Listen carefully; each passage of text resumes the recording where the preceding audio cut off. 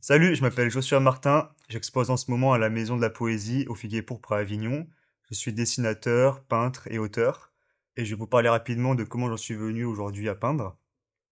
Alors au départ, ça s'est fait un petit peu dans la tristesse, aujourd'hui c'est vraiment la joie et c'est ce qui me fait vibrer de peindre et de créer. Mais au départ, ça a été plutôt une sorte de réaction au harcèlement scolaire, de la petite enfance jusqu'à la fin collège. C'était, comment dire, une façon de survivre psychologiquement aux violences physiques et verbales. Et en fait, à ce moment-là, j'ai découvert que par la peinture et par le dessin, c'est ce qui me faisait vraiment du bien. C'était ma façon à moi de m'évader. Et c'était simple, c'était ça où je craquais psychologiquement et peut-être que je me serais ramené un matin avec un couteau, peu importe, mais j'ai préféré prendre des pinceaux et peindre de façon très frénétique. C'était une période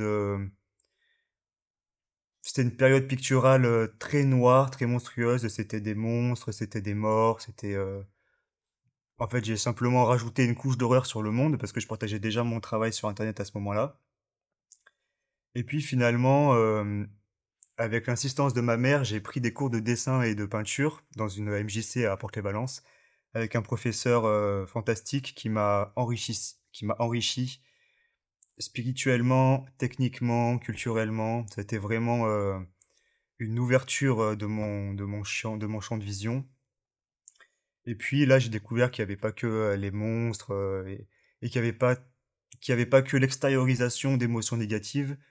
J'ai vraiment compris que l'art pouvait être bien plus et j'ai surtout exploré énormément de techniques différentes, de médiums différents.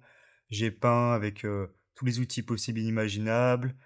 J'ai découvert la bande dessinée, donc l'art narratif, puisque j'écrivais, je dessinais. J'ai eu envie de raconter des histoires, donc tout s'est mélangé. Il y a aussi le volume, il y a eu beaucoup de collages, il y a eu beaucoup de choses dans tout ce qui était possible de faire. J'ai essayé de me l'approprier.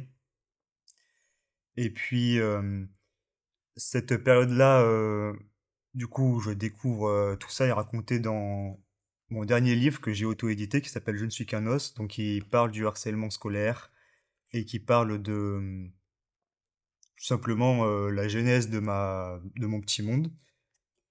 C'est la dernière bande dessinée en auto-édition que j'ai réalisée, mais il y en a eu plusieurs autres.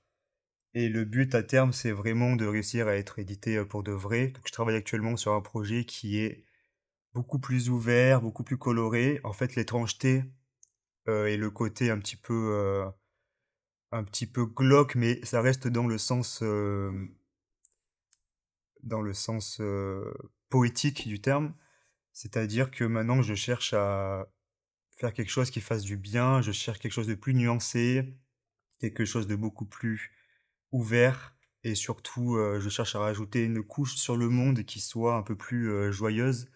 L'étrangeté, elle demeure, mais elle est vraiment sous un jour plus poétique. Cette exposition, Figuier Pourpre, retrace toutes mes années de recherche et d'expérimentation, que ce soit à travers la peinture, à travers toutes ces techniques, que ce soit l'huile, l'acrylique, la gouache, l'aquarelle. Il y a beaucoup de dessins, il y a de la sculpture, des écrits.